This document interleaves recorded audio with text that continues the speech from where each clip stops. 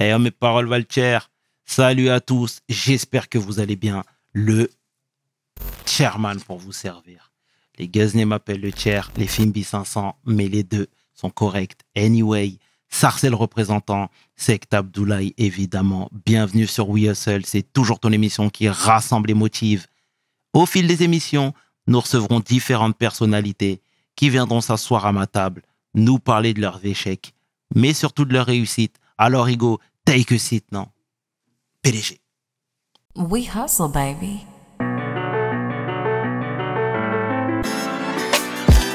Le chairman. We hustle, baby. Le chairman. We hustle, baby. Le chairman. De retour sur We Hustle. Et aujourd'hui, je suis fier d'accueillir l'homme que l'on nomme Tariq Ramadan. Professeur Tariq, comment ça va? Bah, ça va bien, merci de cette invitation. et effectivement, de retour dans ton émission. Effectivement, ça fait un moment. Ouais, ça Très fait longtemps. un moment. 4-5 ans. Voilà, c'est ça, exactement. Ça commençait à l'époque. Absolument, absolument. En tout cas, on va causer aujourd'hui. Et merci d'avoir accepté l'invitation, sincèrement. Merci. Alors, déjà, avant de commencer, comment va la santé? Bien, ça va. Ça va. Comme tu le sais, il y a la sclérose en plaques. Et la sclérose en plaques est une maladie qui est particulière parce qu'elle n'est pas maîtrisée et pas maîtrisable. Donc, il y a des hauts et des bas. Mais je dois dire que sur les dernières années, les choses se sont plutôt stabilisées. Donc, ça va. Alhamdoulilah, Dieu merci. Dieu merci, ça évolue dans le bon sens. Et moi, je veux savoir déjà, est-ce que il est possible de s'en débarrasser de manière définitive de la sclérose en plaques? Non, on ne guérit pas de la sclérose en plaques.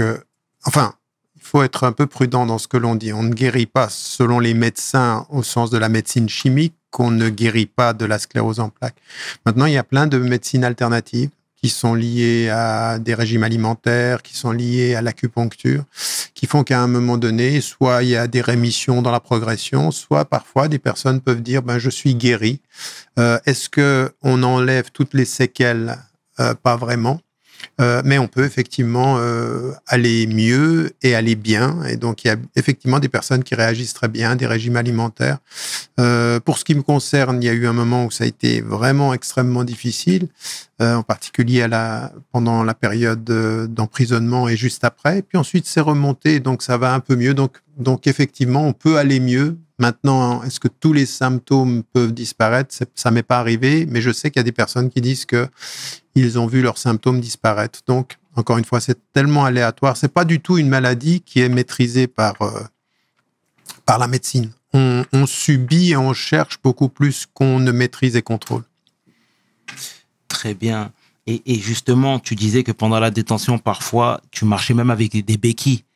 C'est très compliqué. Ouais. Ah oui, j'étais même en chaise roulante. À un moment donné, je ne pouvais plus me déplacer. C'était particulièrement difficile. En plus de cela, le traitement médical en prison n'est pas forcément un traitement qui cherche à nous guérir, mais à nous stabiliser dans la douleur. Moi, je prenais 13 médicaments. On me donnait des médicaments à n'en plus finir. Et en plus de ceci, effectivement, ma maladie qui était considérée par un médecin comme incompatible avec la détention, et j'étais en détention provisoire, à l'époque, ça n'a fait qu'empirer, donc avec les maux de tête, et puis l'impossibilité de se déplacer. Et c'est à la suite de l'emprisonnement, quand d'ailleurs j'étais venu la première fois à ton émission, j'étais en train de commencer à remonter la pente en matière de mobilité, alors maintenant, la mobilité, elle est revenue. Il y a toujours des symptômes qui sont quand même très prenants sur le corps, mais ça va beaucoup mieux qu'à l'époque. Est-ce qu'il y a des choses que tu ne peux plus faire seul, par exemple? Non, je suis totalement indépendant, donc tout ça, je peux faire seul. J'ai parfois des problèmes de mémoire. Il y a parfois mais en même temps, en termes de réflexion, en termes de vie quotidienne, non, je suis autonome, Dieu merci, et donc de ce point de vue-là, les choses se sont stabilisées. Très bien. Parce que tu sais, quand je parle avec nos parents qui ont aujourd'hui un certain âge, c'est la chose qu'ils redoutent le plus. C'est-à-dire de ne plus être Exactement. autonome. Bien sûr, ouais. C'est la dépendance et puis la crainte de devenir un poids pour ceux que l'on a éduqués, pour ceux que l'on entoure, devenir un poids pour la famille. Il y a une certaine légitimité à ça. Et en même temps, pour nous qui sommes... toi, tu es bien plus jeune que moi, mais pour les jeunes, ce doit être des enseignements. C'est-à-dire que autant on a été dépendant d'eux pendant notre jeunesse, il faut absolument faire en sorte que nos aînés, et moi je suis maintenant grand-père, il faut à aucun moment que ceux qui sont les enfants des personnes âgées ne donnent cette impression, ne laissent apparaître l'impression qu'ils sont des poids et des charges. C'est-à-dire que nos sociétés aujourd'hui partent du principe que quand on ne fait plus d'argent, quand on n'est plus dans la population active, on devient un poids pour la société. Nous, nos traditions culturelles comme religieuses d'ailleurs, c'est-à-dire on voit ça chez les chrétiens africains, comme chez les musulmans africains, comme chez les juifs africains, comme on le voit en Asie, le rapport à la personne qui devient une charge, qui est une personne âgée, il doit être complètement différent. On l'accompagne, on lui fait comprendre par notre amour que son handicap potentiel n'est pas une charge, mais la compréhension que c'est un bien qui nous est donné à nous pour pouvoir faire du bien à ceux qui sont les plus âgés. C'est important de tenir ce discours parce que dans nos sociétés, nous, c'est peut-être un des endroits sur lesquels on a été un peu colonisé par la modernité. On finit par faire en sorte que la dépendance de nos parents, elle leur est lourde, elle leur est difficile, ils n'aimeraient pas.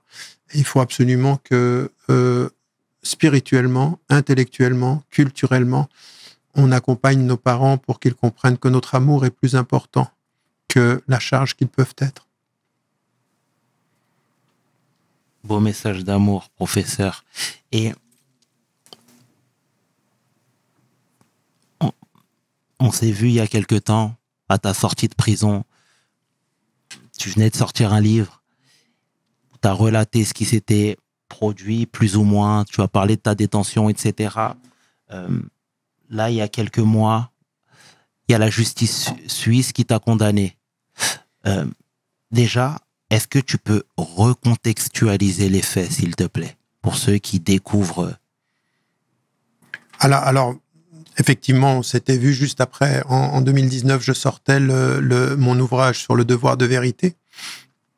En fait, depuis 2017, il y a eu une première plainte en France. C'était le 20 octobre 2017, puis ensuite une deuxième plainte le 27 octobre qui m'accusait de violence et de personnes. Puis ensuite, il y a une autre personne, alors que j'étais en détention provisoire, qui en Suisse a dit la même chose. Et moi, depuis la prison, et quand j'ai écrit le livre, je disais, mais tout ceci, c'est un traquenard.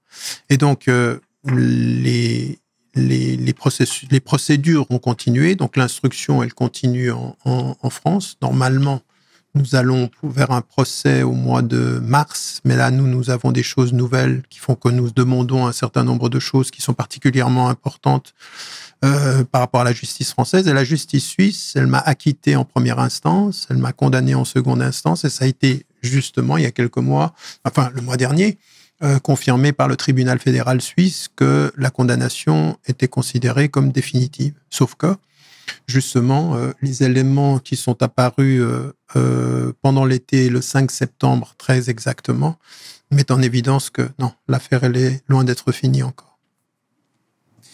Et que comptes-tu faire désormais? Alors maintenant, moi, ce que j'ai toujours dit deux choses.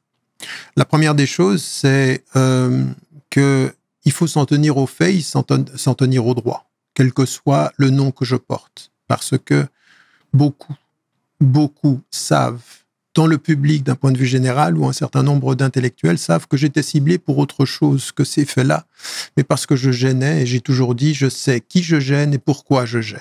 Donc, mon engagement par rapport à la justice, par rapport à l'islam, ça a été très, très compliqué en France, mais mon engagement par rapport au peuple, c'est-à-dire que moi j'ai toujours été du côté des peuples, et en particulier en Afrique, et tout le monde le savait, c'est-à-dire que je suis allé au Sénégal, en Côte d'Ivoire, au Bénin, au Togo, au Cameroun, en Afrique du Sud, dans la mobilisation de l'ANC contre l'apartheid. Tout ça, ça a été mon combat. Et donc, à partir d'un certain moment, quand tu as ce combat-là, et puis en même temps aussi, il y a la question palestinienne, pour laquelle je me suis toujours, comme la question du Congo, comme la question du Rwanda, je me suis toujours engagé. Je savais que je gênais de ce point de vue-là, parce que il se trouve que j'étais un occidental qui vient et qui provient de là-bas, qui assume son islam, et qui assume ses combats pour la justice, en disant la colonisation n'est pas finie. On a peut-être fini la colonisation politique, mais on n'a pas fini la colonisation économique, on n'a pas fini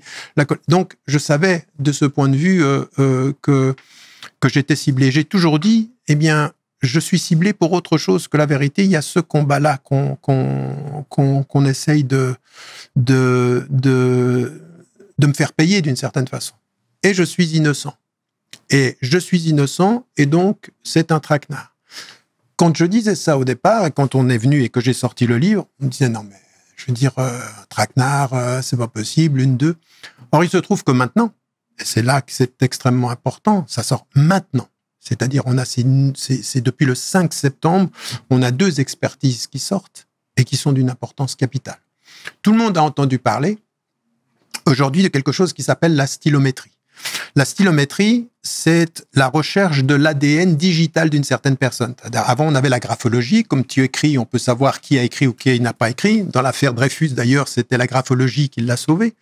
Et là, maintenant, dans les recherches forensiques assistées par ordinateur, en linguistique assistée, on peut savoir qui a écrit des messages et on peut retrouver ces éléments-là. Or, il se trouve qu'en fait, nous, on avait 2 situations. C'est ça que je vais faire maintenant. C'est-à-dire que je me retourne vers le droit. J'ai dit, première chose, en Suisse, la justice, on vous a trompé.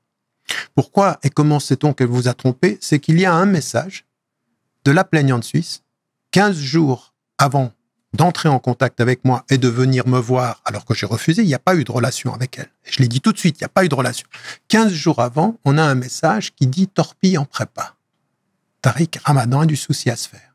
On a donné ceci à une experte reconnue mondialement dans ce domaine-là et qui dit, avec 3 méthodes différentes, avec 3 tests différents et 2 méthodes chaque fois, ça veut dire 6 tests, entre 96 et 100%, c'est elle qui a écrit ce message. Ça veut dire quoi? Ça veut dire que 2 semaines avant d'insister pour me voir, elle avait prévu de me tendre un piège. Mais c'est pas fini. C'est qu'on a trouvé d'autres messages pour la 2e plaignante française 6 jours avant, disant qu'elle allait me tendre un piège. Elle a d'abord nié que ces messages étaient d'elle. Même chose, on envoie stylistique assisté par ordinateur, c'est-à-dire forensique, linguistique assisté par ordinateur, c'est elle à 97% à 100%. Ça veut dire qu'en fait, 2 plaignantes qui se connaissaient et qui ont d'abord nié se connaître, ont toutes les 2, avant de me rencontrer, écrit des messages disant qu'elles allaient me piéger. Elles sont toutes les 2 en contact avec qui? Elles sont en contact avec un homme qui s'appelle Jean-Claude Elfassi, que tout le monde connaît. James Star, on le connaît. Il est impliqué, il a été condamné 17 fois pour diffamation. C'est un paparazzi israélo-français qui dit dans ses posts « Juifs de France, quittez ce pays qui est infesté par les Arabes et les musulmans ». C'est un raciste, en fait, et qui est impliqué là-dedans, et qui connaît toutes ces dames-là, et contre lesquelles j'ai fait une plainte avec constitution de partie civile pour subordination de témoins. C'est-à-dire qu'il connaît toutes les plaignantes. Donc, on a déjà 2 éléments qui sont capitaux. Ils sortent maintenant. Donc, conférence de presse avec mes avocats, et on va mettre la justice en face de la responsabilité de la justice. On vous a trompé, on vous a menti. Il n'y a jamais eu viol. Il y a eu piège. Ce que je dis depuis le départ, quand je suis venu te voir en 2019, je disais déjà ça. Il y avait un piège. Cette fois-ci, on l'a scientifiquement, avec une experte qui est mondialement reconnue. Dernier élément qui est important, et qui sont des révélations que je te donne à toi. Là, maintenant, personne ne l'a su avant qu'on lance tout ceci. c'est que 2 des plaignantes qui étaient dans le dossier se sont rétractées maintenant. La 3e plaignante, elle dit « Mais moi, j'ai jamais dit qu'il y avait plainte, j'ai été instrumentalisé, et celui qui m'a instrumentalisé, c'est Jean-Claude Elfassi, pour de l'argent. » La 4e plaignante française, qui s'appelle Elvira, Marie-Josée Iglesias Magdalena, elle dit aujourd'hui, mais j'ai jamais écrit ma plainte. C'est Elfassi qui a écrit et qui a signé ma plainte. Et donc maintenant, tout ceci, ça a été dit devant huissier. Donc Elfassi, 2 des anciennes plaignantes se rétractent. Donc ma position maintenant, c'est de retourner tout ceci en disant, écoutez, moi je ne vais pas jouer à la victime. Je savais que j'étais ciblé. Je vous ai toujours dit que c'était un piège. Maintenant, j'ai les preuves scientifiques que c'est un piège. Et en plus, il y a 2 anciennes plaignantes qui se retournent et qui disent la vérité. Maintenant, il faut en tirer les enseignements. Et moi, ce qui m'intéresse aujourd'hui, c'est de faire comprendre, parce que tu me poses la question, j'aimerais que ceux qui nous écoutent comprennent bien une chose. C'est pas l'affaire Tariq Ramadan. Faut pas se poser la question pourquoi je me défends. Pourquoi on m'attaque, c'est pas parce que je m'appelle Tariq Ramadan, c'est ce que je représente. Est-ce que je représente aujourd'hui ce que je représentais en Europe? Est-ce que je représentais en Occident? C'est quelqu'un qui disait les choses de façon extrêmement claire. Nous, on est des Occidentaux de confession musulmane et on n'a pas à s'en excuser. Donc, je revendiquais un discours par rapport à ça. Et à côté de ceci, je revendiquais aussi le fait d'avoir une origine. Et mon origine, quelle est-elle? Je suis basané de peau, africain de culture, et je défendrai le droit des peuples africains à leur liberté. Et que ça veut dire ceci, qu'il faut tenir un discours qui soit un discours anticolonial, à tous les niveaux, et un discours de revendication. Et que de ce point de vue, ce que je demande aux gens qui nous entendent, c'est de comprendre une chose, parce que beaucoup savent qu'il y a quelque chose qui n'était pas net dans cette affaire-là. Mais maintenant, c'est pas que c'est pas net, maintenant c'est clair. C'est scientifiquement prouvé que tout ça, c'est un piège. Mais il ne faut pas s'arrêter là, il faut en tirer des enseignements. Quand aujourd'hui, des leaders intellectuels sont attaqués pour ce qu'ils représentent, eh bien, de ce point de vue, il faut effectivement que les gens qui les écoutent soient un tout petit peu éveillés pour qu'ils ne tombent pas dans le piège. Moi, ce qu'il nous faut, nous tous, c'est la conscience des enjeux et le courage de ces principes. Et tu parlais des plaignantes. Pourquoi elles se réveillent que maintenant, en disant qu'il y avait une machination?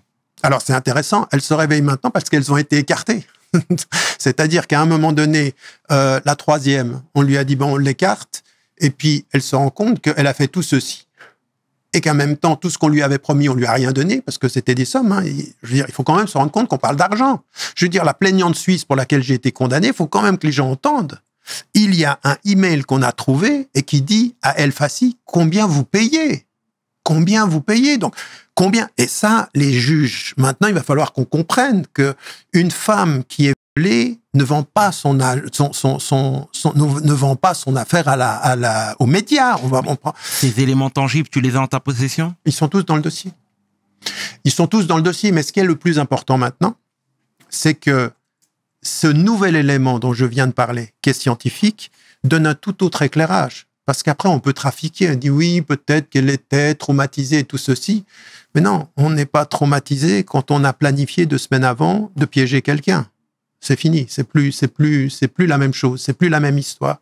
Et donc, mes avocats, ils disent aujourd'hui, attendez, il faut que la justice prenne compte, en particulier en Suisse, d'une erreur judiciaire. Donc, on va demander la révision du jugement en Suisse. Et on va demander la réouverture de l'instruction, parce que maintenant, on n'est plus du tout dans la même chose. Il faut encore savoir une autre chose. C'est qu'en France, cette même plaignante, la 2e, elle dit « J'ai été séquestrée et battue à mort. Et puis ensuite, il m'a laissé, il est parti faire une conférence. » Sauf qu'on a une photo de la conférence où elle est à la conférence. Et on avait une expertise. Dans un premier temps, au tout début, l'expertise disait « On est sûr que c'est 80%, que ce soit elle. » La juge a fait « Ah, mais reste 20%, on n'est pas sûr. » Donc, elle a gardé cet élément-là comme n'étant pas crédible. On a demandé à un nouvel expert avec les nouvelles méthodes aujourd'hui. La réponse est 100%, c'est elle. donc c'est elle qui est dans la salle. Elle n'est pas séquestrée. Premier élément. Deuxième élément, on a demandé une autre expertise médicale sur le fait qu'elle disait oui, j'ai donné des expertises médicales qui montrent ou des ordonnances médicales qui montrent que j'ai subi de la violence. On a demandé à une experte qui est une experte médicale au niveau de la cour d'appel. Elle dit non. Tout ce qui est dit dans ces ordonnances ne correspond absolument pas à ce qu'elle raconte en termes de violence. Troisième des éléments informatiques, et c'est là que c'est le plus important, cette plaignante, elle dit qu'en fait, elle a fait un blog contre moi après la date du soi-disant. On a demandé une expertise informatique, et l'expertise informatique, qu'est-ce qu'elle dit? Elle dit qu'en fait, le blog anti-Ramadan qui s'appelait « Mon intime conviction », qui est repris de mon titre, avait été fait et il avait été posté et mis en ligne avant le 9 octobre, c'est-à-dire avant la rencontre. Ça veut dire que de ce point de vue-là, elle fait un blog malveillant à mon égard, avant de me rencontrer, et elle écrit, ce que je disais tout à l'heure, des messages qui disent qu'ils vont me piéger avant de me rencontrer. Donc là, nous avons deux expertises qui vont exactement dans le même sens. C'était prémédité. Donc voilà, on a de ce point de vue-là quelque chose qui est assez clair en termes d'expertise. Et tout ça, ce sont des éléments qui vont être et qui sont déposés là maintenant au niveau de la justice française en disant mais ça peut plus continuer comme ceci. Il faut aussi savoir une chose, c'est que la première plaignante, Enda Yari, elle a vécu avec El Fassi dans un même appartement pendant une certaine période. Elle l'a caché dans un premier temps. La justice, elle a été obligée de le reconnaître, mais en n'en tirant pas toutes les conséquences. Or, El Fassi, maintenant, dans la plainte qui est contre lui, il connaît toutes les plaignantes. C'est plus du tout la même chose. On a quelqu'un qui a influencé des plaignantes à poser poser une plainte contre moi pour quelque chose dont il sait que ça n'a jamais eu lieu. Maintenant, aujourd'hui, on a ces preuves-là. On a des éléments scientifiques totalement nouveaux qui font que tout se renverse d'une certaine façon et qu'on attend de la justice une chose. Moi, je n'attends aucun traitement singulier de la justice.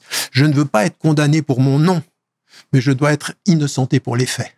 Parce que les faits me prouvent mon innocence. Et mon deuxième message, et c'est pour ça que c'est important que je sois là aussi, c'est pas pour qu'on se perde dans l'affaire judiciaire, c'est que les gens, ils doivent entendre l'intuition qu'ils avaient, qu'on voulait éliminer de la scène intellectuelle quelqu'un qui gênait, elle est confirmée par les faits. Maintenant, quel enseignement on en tire? Quel enseignement on en tire pour l'avenir de ce pays, pour l'avenir de la France, ou pour l'avenir de l'Europe, ou pour l'avenir de l'Occident? Il faut cesser d'instrumentaliser ou laisser des gens instrumentaliser le droit, ou instrumentaliser MeToo, pour faire tomber des gens qui gênent intellectuellement, et on va les frapper en dessous de la ceinture. Ça, c'est ni digne, ni juste, mais il faut qu'on se rende compte aussi que nous, encore une fois, ce ne sont pas des méthodes nouvelles, on les connaît, ces méthodes, elles sont anciennes, on sait comment ça fonctionne, mais il faut qu'on se réveille un tout petit peu politiquement, et puis qu'on n'accepte pas, parce que j'ai vu, toi, tu acceptes de me recevoir, mais il y en a plein qui ont peur, il y en a plein qui hésitent, et qui sont, je veux dire, toi, tu n'es pas juge, donc tu me donnes la parole en disant, quelles sont les preuves? Et ça, c'est normal. Mais au moins, tu donnes la parole pour dire aux gens, attendez, faut quand même pas que quelqu'un qu'on écoutait il y a 10 ans, on accepte le silence aujourd'hui uniquement parce qu'il y a des rumeurs et que c'est pas confirmé. Ça serait ni juste, ni honnête, ni digne. Et, professeur, tu viens de soulever un point très intéressant parce que tu disais qu'il y en a qui ne veulent plus du tout t'écouter et te donner la parole. Moi, je vais parler de la communauté musulmane cette fois-ci. Parce que clairement, comme je te l'ai dit lors de notre premier échange, moi j'ai eu l'occasion de te voir une fois à Sarcelles où tu donnais une conférence. Je crois que tu avais été invité par la communauté pakistanaise pour être précis. Et tu avais une salle qui était totalement acquise à ta cause. Aujourd'hui, en 2025, après tout ce qu'on a entendu dans les faits divers, après les peines de prison, du moins la peine de prison et les condamnations, comment on est au sein de la communauté? Est-ce qu'on te regarde avec le même respect? Est-ce que tu sens les regards te fustiger, te transpercer? C'est une bonne question, parce qu'en fait, il y a plusieurs choses. Évidemment, ça a changé. C'est plus la même chose. C'est-à-dire que ça a eu un impact, et ils le savaient très bien. je vais dire Caroline Fourest, qui est impliquée dans cette affaire-là, beaucoup, hein, parce qu'elle connaît toutes les plaignantes, les deux premières, elle disait il faut couper Tarek Ramadan de sa base. Donc c'était ça leur but. Donc effectivement, il y a eu un impact et il y a eu des gens qui étaient déçus. Maintenant, pour te dire la vérité par rapport à ce que je vois dans la communauté, au niveau de la base, du commun des musulmanes et des musulmans, beaucoup savent exactement ce qu'il en est. Donc j'ai beaucoup de manifestations de soutien au niveau de la base. Après, encore une fois, c'est à relativiser par rapport à ce que ce fut. On en a qui sont déçus et qui se sont éloignés. Là où c'est plus problématique, c'est pas la base. C'est les responsables d'associations, c'est sur ceux qui ont une responsabilité. Et eux, par rapport à la situation, par rapport à tout ce qui s'est passé, le caractère beaucoup plus difficile du contexte social, avec tout ce qu'on a vu sur le séparatisme, sur les musulmans, sur l'islamophobie, sur toutes ces questions, les mosquées qui ont été fermées, les imams qui ont été renvoyés dans leur pays. Tout ce contexte-là fait qu'il y en a certains. Cette affaire-là leur permet de justifier la distance qu'ils ont par rapport à moi. Donc, encore une fois, ils ont des responsabilités, ils essayent de se protéger. J'ai parmi, dans la communauté musulmane, des responsables qui sont restés extrêmement fidèles, extrêmement droits, extrêmement engagés avec moi. Et ça, c'est resté. Mais il y en a effectivement qui font un calcul entre pouvoir garder leurs prérogatives sur le terrain, leur association, leur mosquée et autres, et puis pouvoir s'exposer par rapport à moi. Ensuite, il y a une petite minorité de gens qui ont été aussi, on en avait parlé quand on s'était vu, qui ont fait des interventions sur Internet et qui ont dit des choses. Certains me disaient il faut aller dans la montagne avec sa femme, d'autres que je devais me taire, que j'avais plus le droit de parler de l'islam. Ceux-là, je leur pardonne, je leur dis vous avez parlé trop vite sur le plan de l'émotion. Or, quand on est un responsable avec la parole divine, on retient son émotion et on répand la sagesse. Et la sagesse, quand quelqu'un est ciblé de cette façon-là, même quand quelqu'un est ciblé de cette façon-là, ou même quand on peut avoir l'impression qu'il est à terre, la sagesse, c'est jamais d'en rajouter. La sagesse, c'est soit de se taire et de prier pour lui, soit de donner une vision qui est une vision plus positive, husn al-zann, c'est-à-dire ce qu'on appelle en arabe husn al-zann en islam, c'est-à-dire toujours prêter la meilleure avoir le meilleur des pressentiments et la meilleure des intuitions par rapport à son frère et sa sœur. Donc j'en ai vu qui sont venus, et t'en as eu d'ailleurs dans ta propre mission, des gens qui ont été très dignes dans ce qu'ils ont dit, en disant moi je ne veux pas en rajouter, Nader était venu, il avait dit ceci, et donc je me souviens de ceci, il a eu un propos digne et je le salue pour ça. Je le remercie, car qui ne remercie pas Dieu, qui ne remercie pas les hommes, mais c'est justement un fond de sagesse que nous devons partager. Et moi, je prie simplement Dieu et j'éveille ma conscience pour que jamais dans ma vie, si une de mes sœurs ou un de mes frères traverse ceci, où il a pu fauter ou pas fauter, où on a pu répandre des rumeurs ou pas de rumeurs, que jamais je ne me laisse porté par l'émotion qui réduit le jugement, alors qu'il faudrait la sagesse qui fait qu'on suspend son jugement. Et est-ce qu'aujourd'hui, tu es toujours sollicité par des groupuscules qui ont besoin de ton expertise, de ta clairvoyance, comme c'était le cas avant ces affaires judiciaires? Oui, j'ai toujours des contacts et c'est beaucoup plus discret, évidemment. C'est moi-même qui leur dis ne vous exposez pas avec moi maintenant, mais je suis en contact avec énormément de gens où je traduis mes pensées, je donne des orientations, des conseils. Avec l'âge, on finit par l'avoir, que ce soit en France ou internationalement. Et puis, il y a ce centre de formation, Shifa, que je mène avec un certain nombre d'autres enseignants, où c'est toujours cette volonté d'afficher une approche totalement différente, c'est-à-dire transdisciplinaire. Il y a les dîners et les déjeuners littéraires que je mène également. Donc, je suis toujours très, très actif. Et encore une fois, moi, ce qui m'importe, c'est l'activité, son efficience. C'est pas le nombre de ceux qui l'entendent, c'est le nombre de ceux qu'elle peut changer. Donc, on peut avoir des audiences de 10 000 personnes, on n'a changé personne. Puis, on peut avoir en face de soi des personnes, une trentaine, une quarantaine, une centaine de personnes. Et leur vie change. Et j'ai toujours fait ce pari-là.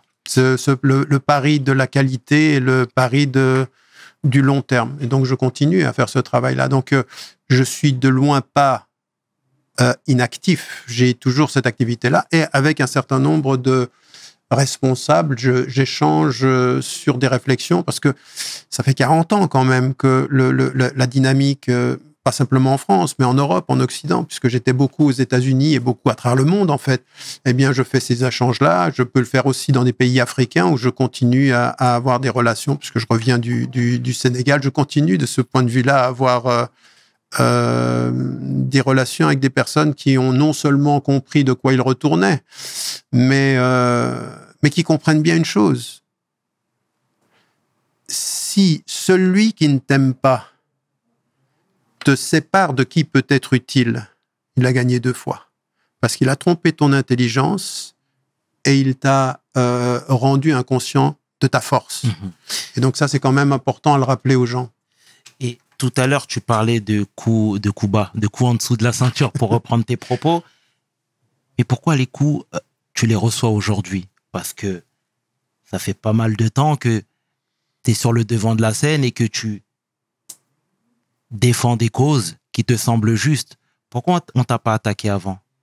Ben, on m'a attaqué avant. Si tu as la mémoire, pas de cette façon-là. Absolument. Voilà. Mais moi, ça fait 40 ans que je suis sur le terrain. Je veux dire, jusqu'à il y a 10 ans, je veux dire, on m'attaquait sur ma réputation, on m'attaquait sur mon travail, on m'attaquait sur ma filiation, le petit-fils d'eux, le frère d'eux, etc. Tout ça, c'était connu. Et on m'interdisait la parole. Je veux dire, pendant toute ma vie en France, par exemple, je n'avais pas le droit à pouvoir intervenir dans une université ou autre. Donc, l'opposition, elle n'est pas nouvelle. Mais il se trouve que, à un moment donné, il y a un concours de circonstances qui a fait que, effectivement, il y a eu ce mouvement MeToo qui est arrivé, donc a été instrumentalisé, mais ça se préparait depuis longtemps. En fait, les pièges se préparent depuis 2008-2009. Ils ne ressortent qu'en 2017.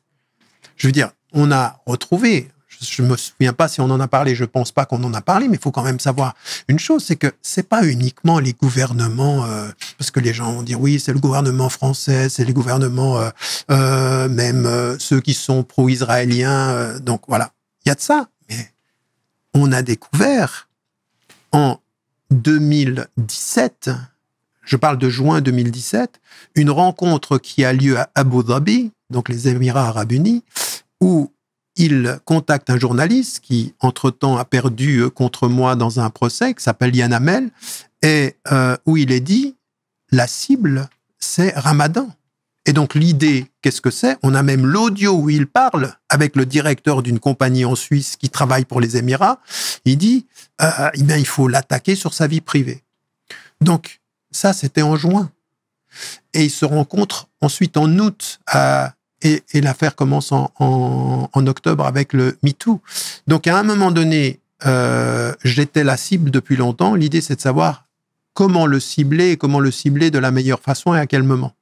Donc, ça, la surveillance a commencé très tôt. Le moment propice a été celui-ci parce qu'il y avait effectivement toute cette campagne et puis qu'ils instrumentalisaient un certain nombre de femmes qui, finalement, sont les victimes tout en étant des agents de manipulation. Tu leur en veux aujourd'hui à ces femmes? Oui, je pourrais pas dire que je ne... Je veux dire, tu sais, il faut se rappeler une chose. Parmi ceux qui sont les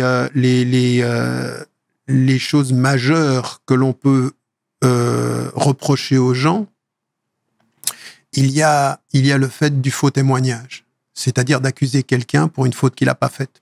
Nous, on a de ce point de vue-là, et ça, il faut le rappeler aussi, même dans notre tradition, dans la sourate des femmes, sourate An-Nisa, la 4e, on a quelque chose de tout à fait particulier, c'est qu'il y a fait un musulman, à un moment donné, il y a eu un conflit avec une tribu juive, il y a un musulman qui voulait faire passer la faute sur un juif. Et le Coran vient rectifier. Le juif est innocent et c'est le musulman le coupable. Voulant dire qu'il y a quelque chose qui dépasse les religions et qui dépasse les réalités, l'innocent est innocent quelle que soit sa religion, juif, chrétien, musulman ou sans religion, ou bouddhiste ou hindouiste, et puis il y a la culpabilité. Là, il se trouve que j'ai en face de moi des femmes dont maintenant, des éléments scientifiques viennent de prouver qu'elles ont menti et qu'elles ont manipulé et qu'en fait, c'était prévu avant. Évidemment que de ce point de vue, je ne peux que leur en vouloir parce que c'est 9 ans de ma vie. Ça a été particulièrement difficile. Je veux dire, 9 ans de ma vie avec une année de prison, avec la perte de ma santé, la perte de mon travail et puis tout ce qui est lié à la réputation, bien sûr. Maintenant, sur le plan profondément spirituel, il y a je scie entre deux choses. L'idée qu'à un moment donné, la justice doit savoir qu'elle a été trompée et que la justice doit faire justice. Et puis d'un point de vue spirituel, ce qu'il y a dans mon cœur, c'est que je dépasse ça. C'est-à-dire que l'idée même du pardon à l'endroit de ceux qui font des choses pareilles, c'est quelque chose qui est en moi en fait. C'est-à-dire je ne suis pas dans le ressentiment. La seule chose que je peux leur dire que, franchement, au nom du mal que vous avez fait, de la parole de mensonge que vous avez répandue, puisque je suis croyant, je vous dis que Dieu vous aide à ce que vous deveniez de meilleures personnes et que après avoir menti, vous ayez juste la possibilité d'être en paix avec vous-même. Je vous souhaite la paix, en fait. Et c'est fort, justement, de se baser sur sa foi pour, justement, aller de l'avant, hein, clairement. Mais, tu sais, il y a des choses qui sont quand même irréparables. Tu vois, comme tu viens de le dire, il y a une réputation, qui a été ternie, d'accord? Et il y a des choses qui, malheureusement, ne peuvent pas se réparer. Toi, d'un point de vue familial, tout le monde t'a cru dès le premier jour? Non, par rapport à la question tout le monde m'a cru tout de suite. Par rapport à la question d'avoir moralement failli, il y a eu des doutes, il y a eu des questions. Et moi, dans un premier temps, j'ai rien dit. Moi, c'est la seule chose sur laquelle, à un moment donné, je me suis protégé.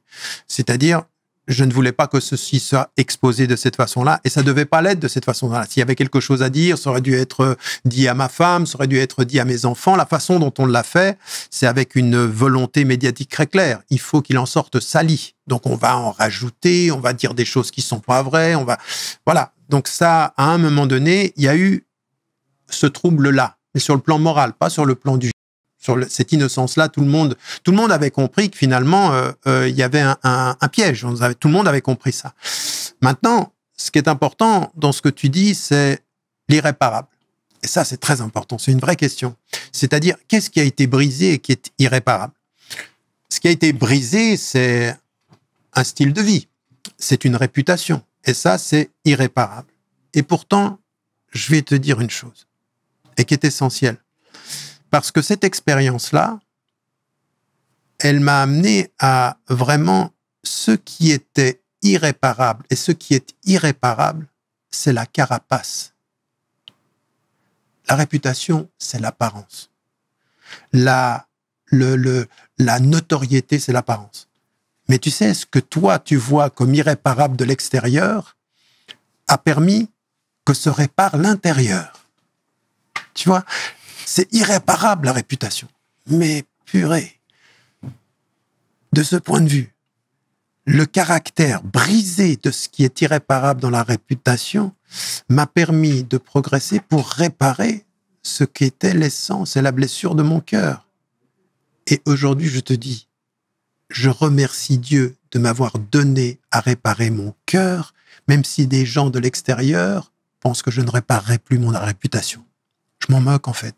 Je m'en fiche complètement. Ceux qui ont une compréhension des affaires humaines, des affaires spirituelles ou des affaires du cœur, comprennent qu'à partir d'un certain moment, tout ça, c'est vrai. Je veux dire, j'avais une situation, j'avais un poste, j'avais une réputation, l'université. Puis ça s'est cassé. Mais ça s'est cassé parce que ce que Dieu a voulu me faire comprendre, je casse la carapace extérieure pour que tu répares le cœur intérieur. Et aujourd'hui, je suis 1000 fois plus en paix. Plus je suis réparé à l'intérieur, même si de l'extérieur. Et à la limite, c'est pour ça que à un moment donné, tu sais, je faisais des commentaires du Coran, les tafsirs et tout ceci. Puis il y a certains versets dont je parlais et puis il y a cette idée effectivement de Anishkurillah, remercie Dieu. Mais quand on a traversé l'épreuve à travers laquelle j'ai passé, on se dit mais je comprends ce que ça veut dire le remercier. Et le remercier, c'est étonnant. C'est parfois le remercier d'une épreuve qui a permis mon élévation. Remercier d'une rupture qui a permis ma réconciliation. La rupture que j'ai pu avoir même avec le nombre de gens autour a permis ma réconciliation intérieure. Donc c'est une vraie démarche spirituelle, si tu veux. Et en fait, au bout du compte, tout ce qui est apparemment irréparable est totalement secondaire par rapport à ce que ça a réparé. Déjà, je salue cette transparence, hein, clairement, parce que c'est des sujets très douloureux et le fait d'en parler comme ça permet déjà de mieux comprendre. Et il y a une chose que tu as dite, excuse-moi, parce que j'aimerais pas tu sais, la qualité d'une épreuve, elle se mesure à comment tu peux la vivre toi, si à un moment donné tu vas pouvoir rester debout. Et puis, nous, ce que l'on sait, c'est que dans l'histoire des hommes, Dieu fait vivre des épreuves à des hommes, et puis l'un des signes qu'il n'a pas oublié l'homme à qui il fait vivre ces épreuves, c'est qu'il l'entoure. C'est qu'il l'entoure. On ne peut pas comprendre d'une certaine façon l'histoire d'Abraham si on ne sait pas l'histoire de son fils aîné qui lui dit « fais ce que tu as à faire ». L'histoire de Joseph, si on ne comprend pas son frère et comment il est accompagné et son père. Et il se trouve que dans mon épreuve, le plus grand remerciement, c'est d'avoir la femme que j'ai, les enfants que j'ai, la maman que j'ai, qui m'a dit, mais quand je lui parlais tous les jours depuis la prison, il dit, mais ne te tais pas, continue, il faut te battre. Et mes frères et ma sœur, et plus largement la famille. Et donc, l'une des choses que ça a révélé, c'est que c'est quand même ce noyau-là. Alors, à tous ceux qui sont dans le jugement très rapide, je leur dis, vous savez, je vous souhaite, d'une certaine façon, de pouvoir vivre une épreuve moindre, mais d'avoir la chance d'être entouré par les gens qui ont la qualité de ceux qui m'ont entouré. Parce que là, de ce point de vue, effectivement, ça a été quelque chose d'essentiel pour moi. Et donc, c'est important, ta question, il ne faut pas qu'on la néglige de ce point de vue. La question sur la famille, sur mes enfants, sur ma femme, et puis beaucoup aussi, hein, parce que là, la famille, elle a été aussi un peu plus large. Il y a énormément de personnes qui ont été solides, qui ont osé, des personnes qui ne se présentaient pas forcément au nom de la communauté musulmane. J'ai eu des gens qui ont été très, très solides, puis j'ai eu des gens avec lesquels j'ai travaillé pendant 25 ans. Ils ont disparu, mais s'ils ont disparu, c'est qu'en fait, ils n'étaient jamais vraiment apparus. Et tu parlais de Calypso. Elle est toujours là? Ah, Calypso, elle est toujours là. Toujours été, elle, dans le soutien. Tu te souviens d'elle? C'est une collègue d'Oxford, effectivement. Et elle m'a toujours envoyé des mots en étant dans le soutien. Et à plus forte raison maintenant, puisque je viens de lui envoyer justement des éléments qui sont sur la nouvelle étape. Et tu sais, pour parler de ça encore un peu, c'est que ces personnes-là qui ont eu ces discours un peu véhéments, j'ai envie de te dire, t'en as rencontré encore? T'en rencontres encore? Tu reçois des messages? Alors, comme ça, de visu, les gens me disent jamais ça.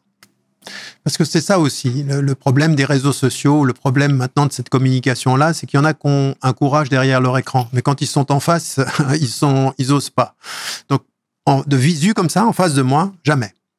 Par contre, des gens qui postent des choses ou qui peuvent m'envoyer des messages où tu nous as déçus et j'ai même entendu des choses, quelqu'un qui parle au nom de l'islam devrait être irréprochable. Je dis, mais attends, mais s'il fallait être irréprochable, le premier à se taire, c'est toi, puisque tout le monde a des choses à se reprocher, c'est pas... donc, cette façon de dire les choses et cette façon de présenter les choses est un tout petit peu triste. Donc oui, il y a des gens qui ont le courage digital, mais pas le courage du verbe et de la confrontation. Donc voilà, après, moi, j'ai pas le temps pour les gens... des gens qui pensent que parce que j'ai pu les décevoir, il faut plus que je parle, je pense qu'ils doivent vraiment réviser l'essentiel de ce que c'est que l'engagement spirituel et l'engagement humain. Et puis, le fait d'idéaliser une personne, c'est pas forcément la personne la fautive, c'est aussi les personnes qui ont idéalisé. Moi, jamais j'ai ni parlé d'être un modèle. Moi, je disais même le contraire. Je dis, mais si j'étais au niveau de tout ce que je vous dis, je serais invisible. Je suis un être humain comme tout le monde. Et donc, chacun fait des fautes et puis, je vais pas passer ma vie à m'excuser auprès des hommes de choses dont je ne dois parler qu'à Dieu et le cas échéant à ma femme et à ma famille. Mais cette espèce ça me fait penser à des gens qui utilisent la morale comme un instrument de contrôle et un instrument de jugement. C'est des vrais tribunaux. Je dis, mais écoutez, occupez-vous de votre cheminement plutôt que de vous occuper des autres.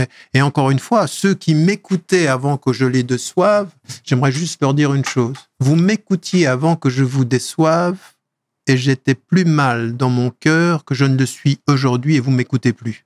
C'est votre problème, c'est plus le mien. Ça a le mérite d'être clair, hein, professeur, sincèrement. Et alors, on attend parce qu'il y a des choses qui vont arriver. Donc, comment tu vas te défendre là prochainement? Alors, je vais me défendre, comme je l'ai dit, là, ce qu'il y a, c'est effectivement, on dépose une demande de révision du jugement suisse sur la base des éléments nouveaux qui sont arrivés, qui sont des éléments scientifiques en disant on ne peut plus, avec ce qui vient de découvrir, à savoir par la linguistique forensique assistée par ordinateur qui met en évidence qu'à 97% et à 100%, c'est la plaignante qui a écrit ce message avant. Donc, ça veut dire que c'était prémédité. On a la même chose en France pour la deuxième plaignante. Ajoutez à cela d'autres expertises scientifiques qui mettent en évidence qu'il y a mensonge. Donc, déjà, on va demander la réouverture de l'instruction suisse. Ajouter à ceci, c'est qu'il y a une plainte avec constitution de partie civile contre celui qui a été l'architecte de tout ceci, qui s'appelle Jean-Claude Elfassi, avec en même temps, il faut la nommer parce qu'elle est en contact avec les deux premières plaignantes avec deux plaignantes depuis 2009. C'est Caroline Fourest. Donc, mon avocate suisse l'appelle la marraine de l'ensemble de cette affaire-là. Donc maintenant, les choses se sont dévoilées. C'est comme ça que je vais me défendre. Mais en disant simplement une chose, on vous a trompé, la justice suisse et la justice française. À vous de prendre les bonnes décisions basées sur les faits et le droit. Je ne demande rien de plus et rien de moins. Et ce sera ma dernière question sur ce thème. Tu as été condamné à 1 an de prison ferme. D'accord? Quand est-ce que la peine aurait dû être exécutée? Ou l'appel a totalement gelé la condamnation? Non, alors ce qui se passe, c'est que moi j'ai été condamné à 3 ans de prison, dont 1 an ferme, effectivement, et donc normalement, ça doit se discuter maintenant, c'est-à-dire on a jusqu'à peu près mi-octobre pour pouvoir mettre en évidence la situation, parce qu'il y a des aménagements de peine quand c'est moins d'1 année ou 1 année. Donc, on va voir ce qui va se passer. Mais maintenant, effectivement, avec ce nouvel élément, mes avocats vont faire une demande pour qu'on tienne compte de ce nouvel élément qui remet en cause, finalement, le jugement, puisqu'on demande une révision du jugement. Très bien. Merci encore une fois pour ta transparence, hein, professeur, sincèrement. Merci de m'accueillir pour pouvoir le dire, c'est quand même très important. Non, mais c'est pas rien. Je veux dire que moi, je salue d'abord l'espace dans lequel tu me permets de parler, puis ta loyauté à un certain nombre de principes, c'est-à-dire que tu peux ne pas être d'accord avec moi, tu peux X ou Y raison, mais à un moment donné, on donne la parole aux gens pour qu'ils puissent exposer les faits et dire leur vérité, et puis surtout que les gens entendent je vous ai dit depuis 9 ans, je vous ai dit, c'est un traquenard. Et maintenant, les pièces qui viennent de sortir, qui sont des données qui sont irréfutables sur le plan du fond, viennent juste confirmer ce que je disais. Et d'un point de vue géopolitique, tout à l'heure, tu disais que tu as toujours fait part de ton expertise, ou du moins, tu as toujours donné ton avis.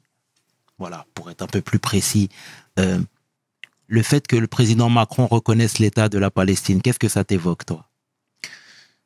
Moi, je vais être extrêmement clair là-dessus parce que j'ai toujours fait attention et c'est des choses que je disais à l'époque même quand Obama venait d'être élu président aux États-Unis. Je dis, il faut faire attention aux actes symboliques qui cachent le fait qu'il n'y a pas d'acte réel. Bien comprendre une chose. C'est-à-dire que souvent on entendait des propos très très beaux de Obama à l'époque, avant même que Macron soit élu, et puis on se rendait compte que sur le plan du terrain, c'était pas ça. C'est-à-dire, il a quand même reçu le prix Nobel de la paix avec une politique qui a suivi, qui a tué plus de personnes au Yémen ou dans le monde au Moyen-Orient que la politique de Bush sur le plan des attaques ciblées. Avec la reconnaissance de l'État de Palestine, on fait un acte symbolique. On dit, OK, vous faites un acte symbolique. Alors, bon, c'est bien, vous reconnaissez. Il y avait déjà quand même, au bas mot, 140 pays qui l'avaient fait. Mais qu'est-ce que ça dit sur le plan du terrain? Je veux dire, on a aujourd'hui un État. L'ONU nous dit, c'est un génocide. La Cour internationale de justice dit la tentation génocidaire. On a un pays qui décide, un gouvernement qui décide qu'on va affamer une population et qu'on va la déplacer. Et à ce moment-là, après tous les autres pays, on vient nous dire, on reconnaît l'État de Palestine. D'accord, mais sur quoi il va être l'État? Il n'y a plus de Gaza, et puis il y a une colonisation de la Cisjordanie qui continue. Donc en fait, c'est un acte symbolique de reconnaissance, mais les actes symboliques de reconnaissance qui font en sorte que concrètement sur le terrain, ça va rien changer, parce qu'on n'a pris aucune mesure contre le gouvernement israélien. On devrait prendre des mesures, c'est-à-dire à un moment donné, on arrête le commerce, on fait un boycott, ce qu'on a fait à un moment donné, ce qu'on a fait avec l'Afrique du Sud au moment de l'apartheid. Là, il n'y a aucune mesure qui est prise. Et donc, il n'y a aucune mesure qui l'empêche de continuer sa politique. Puis on dit, mais il y aura 2 États. Et le sens commun des Palestiniens, quand on les questionne sur place, on dit, mais ça va changer quoi en fait? Qu'est-ce que ça va changer ce que vous faites? Ils continuent à tuer des innocents.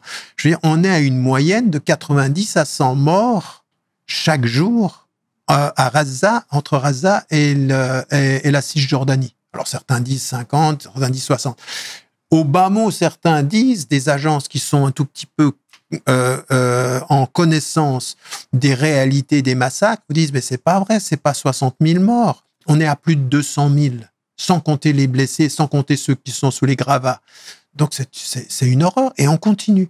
Donc, le geste symbolique que les gens aimeraient saluer, moi, j'aimerais dire, bon, j'entends que la France reconnaît l'État de Palestine, mais je n'entends pas que la France, comme les autres pays européens, comme les États-Unis d'ailleurs, demande aujourd'hui et exige aujourd'hui et fasse en sorte aujourd'hui, par des sanctions économiques, de faire cesser la politique absolument folle du gouvernement israélien.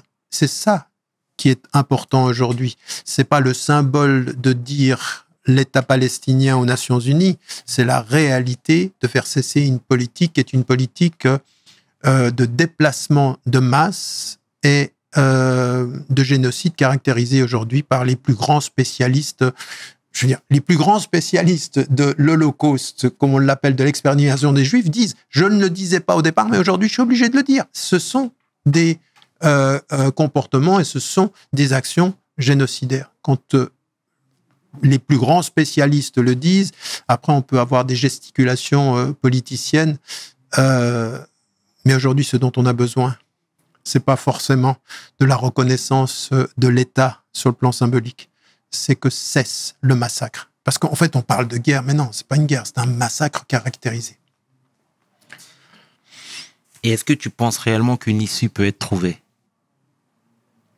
Dans les circonstances actuelles, non, dans les circonstances actuelles, on est dans la politique du pire et dans la politique du sans frein. Maintenant, il y a deux choses qui doivent nous donner de l'espoir quand on a une conscience historique. La première des choses, c'est que les populations mondiales, avant c'était plus le sud global, mais aujourd'hui, même les populations en France, en Angleterre, même aux États-Unis, il y a un réveil qui est en train de se dire non, ça n'est pas possible. Ce à quoi nous assistons n'est pas possible. Donc, il y a un mouvement de conscience populaire qui est véritablement aujourd'hui, non pas forcément pro-palestinien, mais pro-justice et pro-dignité humaine. Ils se rendent compte que là, on est en train de... Et on a des médias et on a des politiques qui essayent d'enchaîner la parole au niveau occidental et qui font que ça n'est pas entendu. Mais on a une vraie conscience mondiale aujourd'hui, que quelque chose qui se... Donc ça, c'est un élément qui est important. Et puis, il faut maintenant agir sur le long terme, c'est-à-dire qu'à un moment donné, la situation, elle ne viendra pas de ce centre-là. Ça ne sera pas réglé par eux, ça sera réglé par les pressions qui se feront sur ces réalités-là. Donc, il faut qu'on se rende compte que nous avons une responsabilité qui est majeure de ce point de vue. Et il n'y a rien à attendre des États arabes. Il n'y a rien à attendre parce que ce sont tous des complices, d'une certaine façon. Donc, les États arabes ne vont pas aider les Palestiniens. Ils ne les ont pas aidés. Ils l'auraient fait si ça avait été au contraire. Je veux dire, on entend des choses absolument folles sur les collaborations en termes de sécurité, les collaborations en termes économiques, les collaborations, je veux dire, on a là, maintenant, à l'heure où je parle, là, maintenant, on a la signature de contrats entre Israël et des pays, des États arabes, qui signent des contrats maintenant, alors qu'on est en train de dire à tout le monde de boycotter. Donc, en fait, ils ont le discours de soutien, mais ils ont la politique économique de l'alliance et de la trahison, d'une certaine façon. Donc, il faut qu'on comprenne que les choses passeront différemment. D'ailleurs, l'exemple le plus évident, c'est que le pays qui a le premier mis en évidence la réalité de la tentation génocidaire et qui est allé jusqu'au bout, c'est l'Afrique du Sud. Et puis ensuite, c'est le Brésil. Et puis ensuite, je veux dire, c'est pas du tout le Moyen-Orient, c'est pas les pays majoritairement, les pays arabes ou majoritairement musulmans. Ceux-là se sont tus. Donc, il faut que nous comprenions aujourd'hui que, en étant des citoyens au niveau mondial, il faut que nous jouions la partition. Et encore une fois, moi, ce que j'aimerais dire de ce point de vue, parce que c'est ça qui est important, c'est que c'est pas un engagement pro-palestinien. C'est un engagement pour la justice.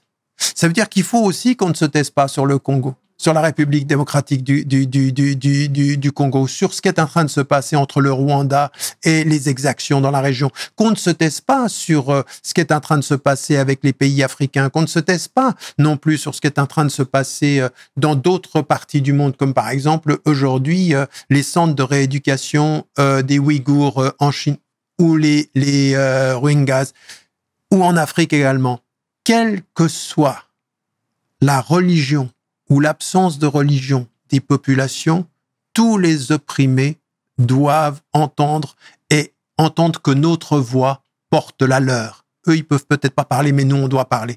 Ça, c'est important parce que il faut pas isoler la Palestine des combats. C'est vrai que c'est central parce qu'il y a plein d'enjeux. Il y a un enjeu économique, il y a un enjeu civilisationnel, il y a un enjeu véritablement. C'est là où il y a on est au Moyen-Orient. On va parler du pétrole, on va parler des enjeux extraordinairement importants. C'est vrai, mais cette voie-là, elle doit pas être palestinienne, pro-palestinienne, pour les Palestiniens, uniquement pour les Palestiniens. Non, elle doit être pour toutes les victimes. Et aujourd'hui, ce qui est en train de se passer en RDC, ce qui est en train de se passer à l'est du pays, ce qui est en train de se passer avec la collaboration du Rwanda, il faut qu'on entende de ce point de vue nos voix et qu'on n'accepte plus ceci, on n'accepte pas ces exactions-là. Donc, notre force, étonnamment, pour soutenir les Palestiniens, c'est de soutenir toutes les victimes du monde. Mais si on n'est que pro-palestinien en se disant c'est l'essentiel et qu'on oublie tout le reste, on manque de crédibilité parce qu'on a un engagement sélectif. Ben, ce sera le mot de la fin, professeur. Au nom de toute l'équipe de We Hustle, on te remercie pour ta venue, pour ces paroles pleines de sagesse. Et on espère vraiment une issue favorable pour toi, sincèrement. Ben, merci beaucoup. Merci de cette invitation. Et quoi qu'il advienne, ce que je sais entre ma conscience et mon cœur, c'est mon innocence. Et quoi qu'il advienne, ce que j'ai dit et la confidence que j'ai faite au très haut proche de mon cœur, c'est que je serai toujours au service du message de l'amour et du message de la justice. Ça, je ne cesserai pas. Quoi qu'en disent les hommes, quoi qu'en pensent les ennemis. La voie, elle est tracée et elle est vers la lumière. Ben, ce sera le mot de la fin. Merci, professeur. Merci à toi. C'était le tiers qui est 500. Tu peux inverser, les deux sont corrects. Avec le professeur Tariq Ramadan pour We Hustle. Mes paroles valent tiers. Peace. We hustle, baby.